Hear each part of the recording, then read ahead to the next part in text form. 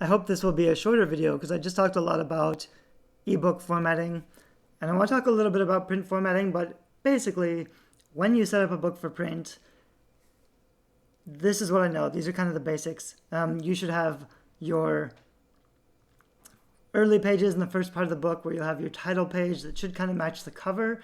Your fonts should match the cover design. Hopefully the cover design has been very well done and matches your genre. You don't want to get too fancy. You don't want to have a whole bunch of different fonts. You want your body text to be a serif font. There's probably 5 or 10 good ones on DIYbookformats.com. I have a whole list of both free and professional fonts that you can use for your book formatting. You don't want to just use a template that's done because it won't match your book cover and it won't match your genre. So,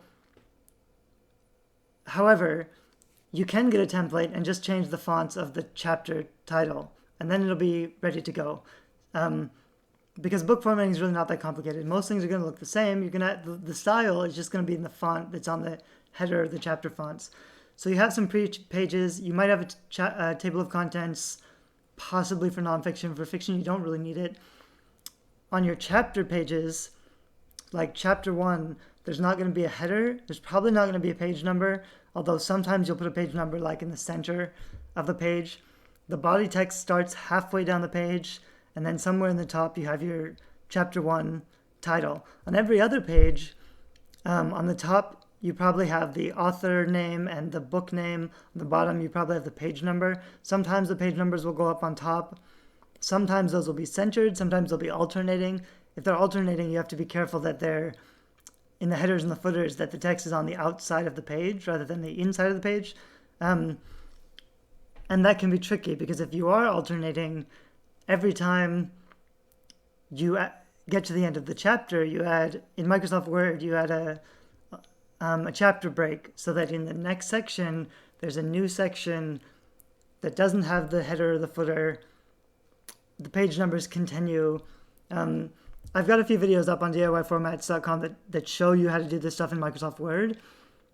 It's a little complicated, but you can totally learn how to do it. It'll take you 2 or 3 hours of hard effort, and then you'll kind of figure it out.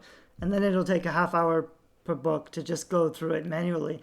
The trouble is, if you change something, you might have to go through... Oh, the other thing I didn't mention, you've got to be using styles. So for your body text, for your header text, for the first paragraph, for every part of your book, you save it as a style so that if you change something, you can change and save the style and the whole book will be the same. Otherwise, like if I wanted to change the font on the chapter headings, I'd have to go through every chapter and change the font. And you don't want to do that. You just want to change it once and save the style so it'll go through all the way. And you want to do that first because you don't want to format the book and then have to go through and add the style to every instance. So that in Microsoft Word, which you can totally do for print, you can do a decent book. The problem is that the spacing between the words isn't great, and it'll look better if you use a better program like Adobe InDesign, which is more set up for typesetting. However, typesetting is a little more difficult to figure out and get used to. I also have some templates that work for InDesign and some videos, so you can do it and learn how to do it.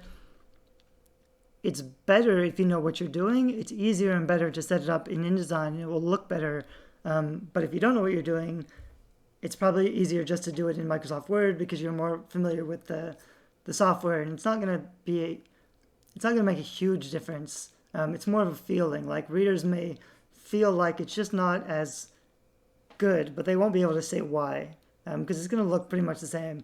All that's really going to be different is the text won't be as clean, and the spacing between the words won't be... Sometimes you'll get big gaps between the letters and between the words in Word, but readers aren't really going to notice that anyway. But basically all you do is you format and you save it as a PDF, and then you upload it to Createspace if you're using Createspace, and it'll be done. You can also use Ingram Spark, which used to be Lightning Source, to publish your book. You can use the same interior formatting for both platforms. You can use the same interior formatting for the hardcover as well, but you've got to change the ISBN number for the different editions. All that's going to change is your book cover might be a little different. And Lightning Source and Ingram Spark, they're more picky because they're more of a professional printer, so they're more picky with the files, and it's more likely they're going to reject things or find problems. Createspace is a little more forgiving, and they'll let you publish stuff easier, which is why I like Createspace, because a lot of the little things, they don't really matter that much. People say Ingram Spark or Lightning Source will produce better looking, better quality print books, which is kind of true, but the difference is marginal. And like, unless you have the two books side by side, readers aren't going to know the difference, and they're not going to find problems with the print book from Createspace, which is going to look good enough. You'll find problems with it because you're the author, so you're going to be really picky. For example, Createspace changed something like a year and a half ago where now on the spine, the way that they print their book, they kind of crimp the binding so that there's a line, not like there's the spine and then like a half an inch forward on the cover, there's this line, which means everything kind of looks funny and off-centered because there's this line there, which sort of sucks, but that's what Createspace does now. But you're not going to sell a lot of print books anyway. Like, you want to have print books made available. I don't go into the effort of making hardbacks available because I don't think it's worth my time. But if I was doing a really big book event and doing signed copies or something, or like if I was sending review copies to a really famous author or publisher or whatever, and I wanted to show them how amazing my book was, I might want to get very professionally done hardcover copies made because they look better. But I don't do that because that's not an effective use of time or money, and there are better ways to market your book. So I don't worry about hardcover. I rarely worry about paperback. I might put something out quick just because if you put something out in print, your Amazon page might look a little better and you might sell more ebooks. And you'll sell some print books, but it's not something I would worry about. And I would also just publish the ebook first and put the print book later, because at least you can start getting reviews and getting traction before you put up your print book, because you can't really do any marketing, any real serious marketing, until you have some reviews. So you kind of want to publish early and get reviews up before you do a big marketing campaign.